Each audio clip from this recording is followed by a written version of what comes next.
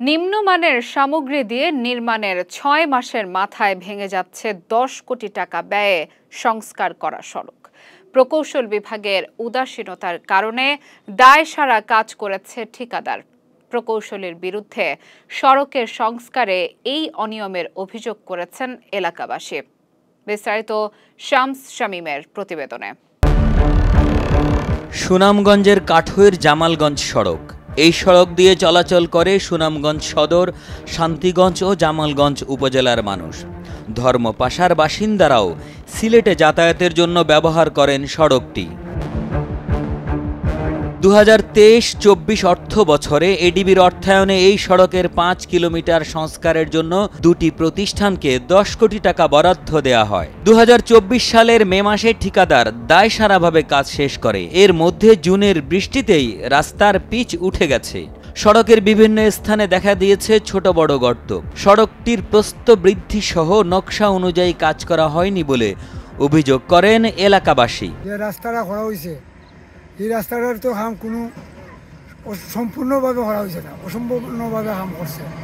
এই রাস্তাটা কখনো বাঙ্গা গাড়া ঘুরে দিচ্ছে, আইলেও আপনারা দেখতে পাইবেন এই যে বাঙ্গা রাস্তাটার কি অবস্থা এখন বর্তমানে আছে।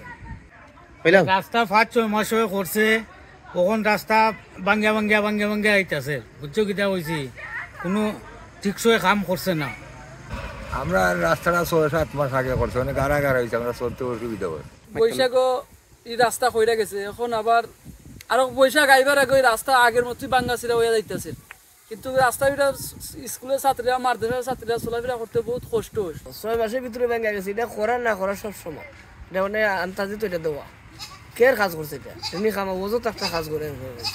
এই যে গাড়িগুলো সব ভাঙ্গা থাকে, বিয়ারিং যায়, ২ দিন যায় না, এই রাস্তা ভাঙ্গা। সুনামগঞ্জ সদর উপজেলা প্রকৌশল বিভাগের কর্মকর্তা জানান, সড়কের বিভিন্ন স্থানের ভাঙা অংশ পুনরায় সংস্কার করতে ঠিকাদারকে নির্দেশ দেওয়া হয়েছে। কাঠুর জয়নগর রাস্তায় আমরা যেগুলো ত্রুটি হয়েছে, বন্যায় যে ত্রুটি হয়েছে, গত বন্যায় আসলে ক্ষতিগ্রস্ত হয়েছে রাস্তাটি, তো এই রাস্তাটি যে অংশগুলো ত্রুটি হয়েছে, এই অংশগুলো আমরা দ্রুত সময়ে ত্রুটি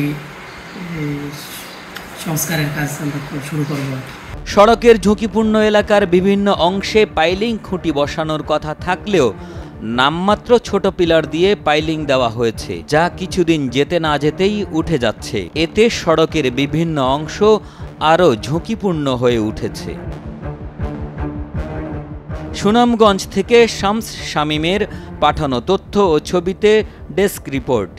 একে আজাদ, কালের কণ্ঠ।